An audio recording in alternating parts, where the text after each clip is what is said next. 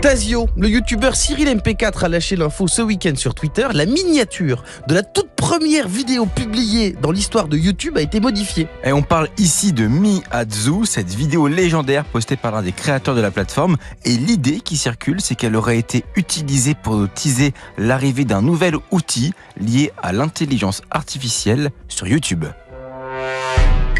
Bon, pour que les choses soient bien claires, les miniatures, ce sont ces images qui s'affichent sur votre écran avant de cliquer sur une vidéo, un peu comme des affiches qui vous donnent envie de les regarder. C'est un élément crucial pour la publication de contenu sur la plateforme, mais en changeant la miniature de la toute première vidéo publiée sur YouTube par une autre, apparemment créée par une IA, la communauté commence à se demander si YouTube ne serait pas en train de développer un outil pour générer automatiquement les meilleures miniatures pour les vidéos. Alors attention, par contre, il est important de noter que cette vidéo a déjà été utilisée par le passé par le créateur de la plateforme pour transmettre des messages. On peut se demander d'ailleurs s'il s'agit d'une manière de critiquer les miniatures actuelles qui peuvent parfois sembler clichés. Mais si les miniatures générées par l'IA deviennent une réalité, il est intéressant de réfléchir à ce que cela pourrait impliquer. Oui, parce que derrière l'économie de YouTube, il y a plein de petits métiers, de nouveaux métiers qui sont arrivés.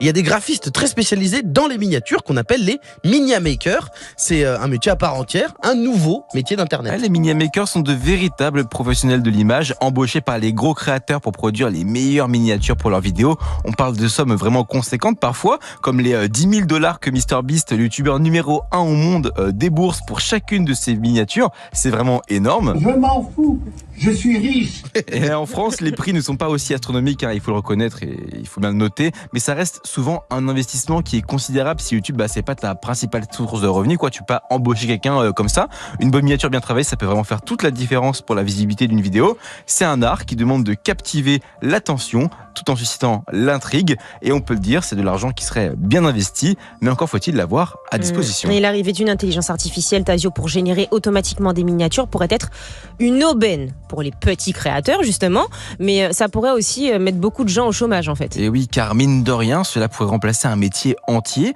YouTube dispose déjà de suffisamment de ressources, de données pour savoir quel type de miniature attire le plus l'attention des utilisateurs. Il suffit de regarder le taux de clic, quoi. Donc potentiellement même plus besoin de l'expertise des miniaturistes.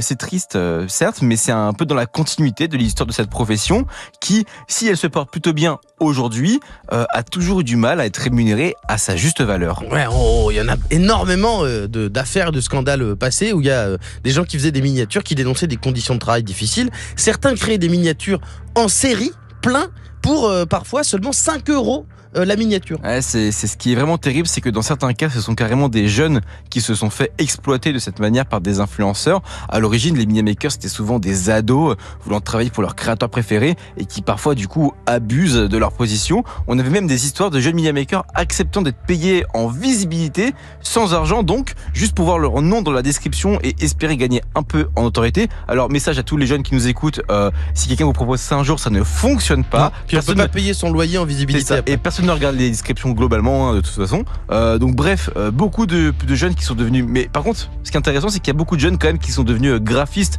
ensuite suite à ça. J'ai un ami à moi qui avait commencé comme ça, qui est devenu graphiste dans mon ancienne agence et qui avait fait le premier logo de Squeezie. Vraie anecdote. Ou créateur de contenu, parce que du coup, c'est comme ça que les gens ont commencé sur Internet. Typiquement, c'est le cas de Inoxtag, qui en parlait d'ailleurs dans sa dernière interview chez Zach Nani. Moi, je voulais absolument bosser. J'avais 11 ans, mais je voulais bosser dans un serveur Minecraft. Et du coup, je voulais bosser en faisant les miniatures des mises à jour. Du coup, moi, ce que je faisais, je tapais dans la barre de recherche genre miniature, cherche miniaturiste, un truc comme ça, des mots-clés, genre. Ouais, et du coup, je suis tombé sur Kawa, j'ai commencé à lui faire ses miniatures. À l'époque, tu gagnais pas beaucoup d'argent et tout, mais bon, on s'en foutait. Je voyais mes miniatures sur la chaîne YouTube de quelqu'un, j'étais content. Ouais, heureusement, le milieu respecte davantage le travail des miniamakers aujourd'hui. Il y a même une petite guéguerre entre les youtubeurs pour embaucher les meilleurs et les garder pour eux. Absolument. D'ailleurs, si l'utilisation de l'intelligence artificielle se généralise, elle pourrait également affecter d'autres métiers similaires de la création de contenu sur Internet, comme celui de monteur vidéo, dont certaines tâches pourraient être progressivement automatisées. L'avenir est incertain et on ne sait pas si les miniatures générées par IA vont vraiment arriver. Tout ceci n'est que supposition, mais il m'a semblé quand même intéressant de vous en dire un peu plus sur l'histoire et les enjeux de ce métier, parfois méconnu du grand public.